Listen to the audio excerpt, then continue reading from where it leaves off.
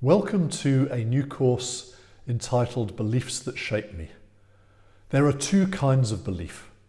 There are beliefs that are just beliefs, and there are beliefs that shape my life. They change the way I do life. And in this course, we want to be asking this question. If I really believed this particular thing, then how would my life reflect that? How would it show? And I think we're tapping here into something that James says in chapter 2, verse 18. He says, I will show you my faith by my works. I will show you my faith by my works. And the first belief that we want to talk about is very, very basic and very simple one, which is that God is good. God is good. So Psalm 34, verse 8, the psalmist David says, "Oh, taste and see that the Lord is good. Taste and see that the Lord is good." So the really important thing that we need to understand is that the goodness of the Lord is a taste experience. Just think about that. The goodness of the Lord is a taste experience. It's not a doctrinal position. It's not a statement in our list of things that we believe. It's not a conclusion that we come to when we reflect upon our life. We look back over however many years it is of walking with the Lord and say, yes, God is good. It's neither of those things. David doesn't say reflect and see that the Lord is good. He doesn't say debate and see that the Lord is good. And we do love to debate things. We do love to think about things. The book of Job, if you read it, and it's quite a difficult, challenging book to read, but the first 3 chapters is just the story of how Job's life fell apart. And it's a very sad descent into misery, basically. And then following that, you have 34 chapters of debate about the goodness of God. Is God really good? 34 chapters discussing that. And the thing is, it doesn't really get them anywhere. It doesn't get us anywhere. So after 34 chapters, God intervenes and says, that's enough. I'm taking over this conversation now.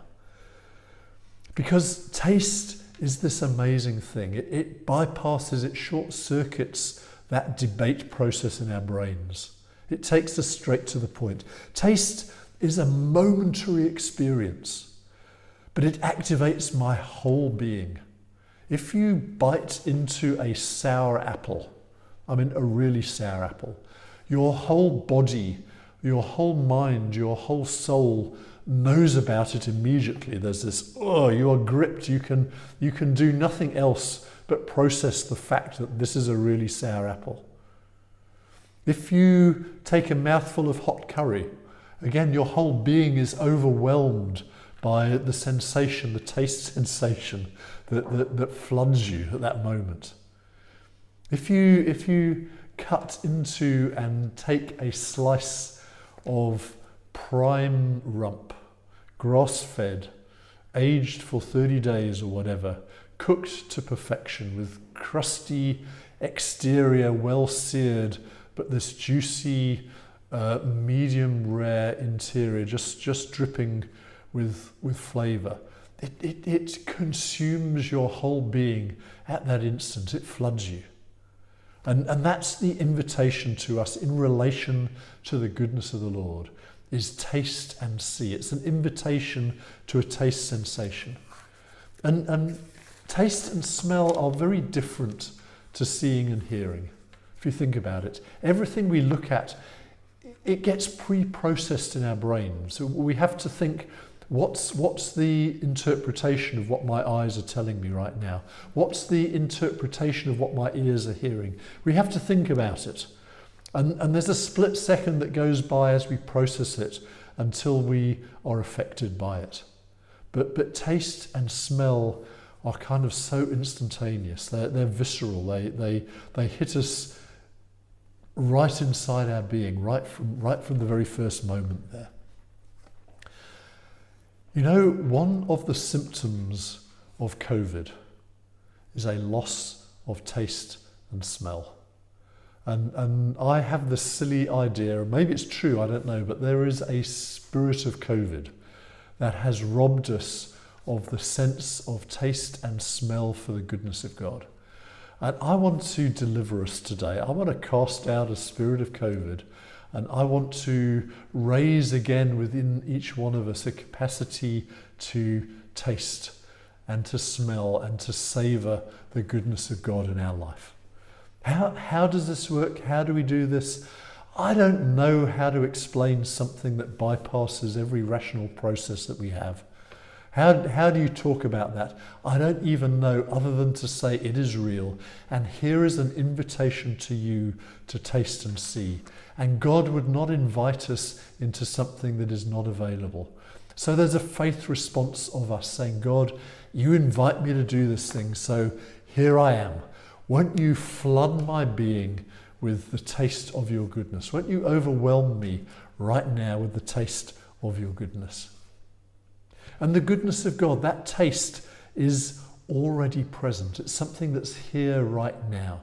It's not something that is still to come. It's not something that's yet to be revealed. You can only ever taste something that is right in front of you. You can't taste a meal that's going to be cooked next week.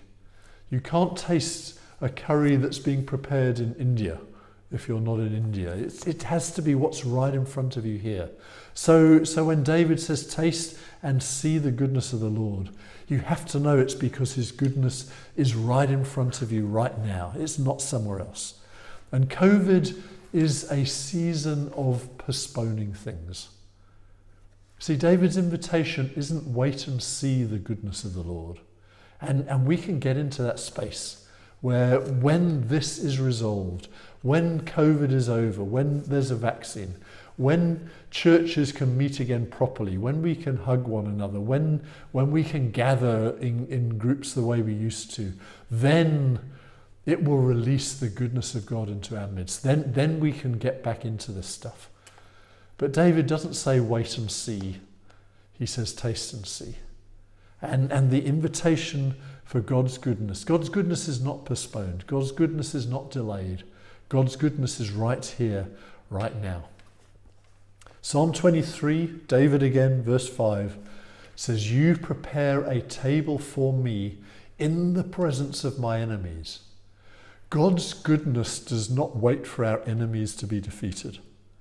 We kind of imagine that will be the revelation of his goodness. When I see all this stuff dealt with and whatever enemies you're facing right now, when those have been sorted, when I've gained that victory, then I will live in the goodness of the Lord. But David says, no, you prepare a table for me. A table is loaded with taste sensations. This banquet spread before me is here right now. And in front of that table, 10 meters away, is my enemy with spears pointing, with the charge that's about to come. They are still about to descend upon me, and I'm tucking into this feast right here. Because it's taste and see that the Lord is good. So what does my life look like if I really believe that God is good? It looks like I'm not waiting. It looks like I'm not living in postponement. It looks like I haven't suspended things until. It looks like right now this is the goodness of God. It looks like I'm releasing his goodness, which is already here, into these bizarre circumstances of this COVID season. It looks like God is good right now. It looks like I'm giving myself right now to a taste sensation of his goodness to consume the whole of my being. Thanks for being with us, and join us next time.